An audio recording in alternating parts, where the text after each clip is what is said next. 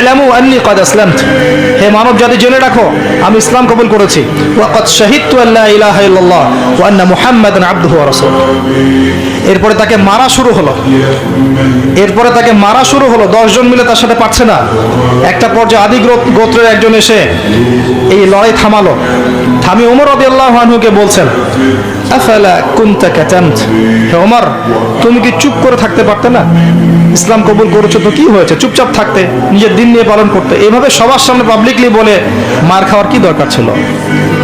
তখন ওমর রাদিয়াল্লাহু আনহু বলছেন, ওয়াল্লাহি আল্লাহর কসম করে বলছি, লাউফারিকান্নাল হাক্কা মিনাল বাতিল, আমি অবশ্যই সত্য এবং মিথ্যাকে আলাদা করে দিব।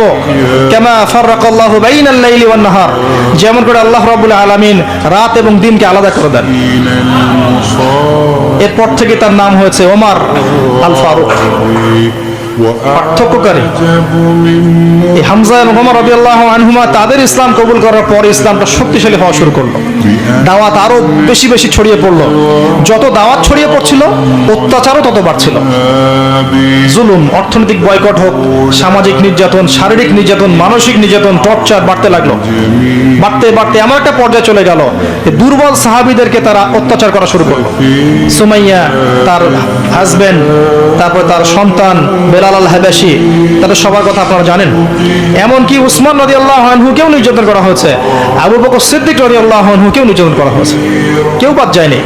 এক পর্যায়ে নবী সাল্লাল্লাহু আলাইহি ওয়াসাল্লামের কাছে এসে সবাই শিকায়াত করতে লাগলো, ইয়া রাসূলুল্লাহ আপনি দোয়া করেন যেন আল্লাহ পাক এই জালেমদেরকে ধ্বংস করে দেন।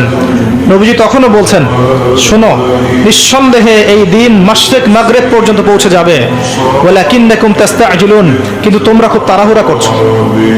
এত নির্যাতন সহ্য করার পরেও নবীজি বলছেন তোমরা তাড়াহুড়া করছো। আর আমরা দিনের জন্য কি করেছি? খালি ফেসবুকে আর ইউটিউবে বসে বসে কিবোর্ড মুজাহিদ হতে পারলেই সব হয়? মাঠে এসে কাজ করে তারপর দেখাও কত বড় কলিজা আছে তোমার। সমকালীন বিশ্ব নিয়ে কথা বলো, সুদ নিয়ে কথা বলো, রিবা নিয়ে কথা বলো, জিনা নিয়ে কথা বলো, জায়নিস্ট মুভমেন্ট নিয়ে কথা বলো, ইসরায়েলের এগেনস্টে কথা বলে দেখাও, পশ্চিমাদের এগেনস্টে কথা বলে দেখাও, তাগুত নিয়ে কথা বলে দেখাও, আল্লাহর জমিন আল্লাহর দিন প্রতিষ্ঠা নিয়ে কথা বলে দেখাও, এবং বলার পরে যে ফলাফল আসবে সেই ফলাফলটা ভোগ করে স্বীকার করে জমিনে থেকে দেখাও। তারপর দেখা যাবে কত বড় বক্তা হয়েছে, কত বড় দায়ী হয়েছে, কত বড় আলেম হয়েছে।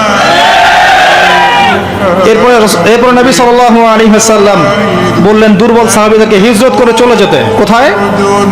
হাবাশায়, আবিসিনিয়ায়।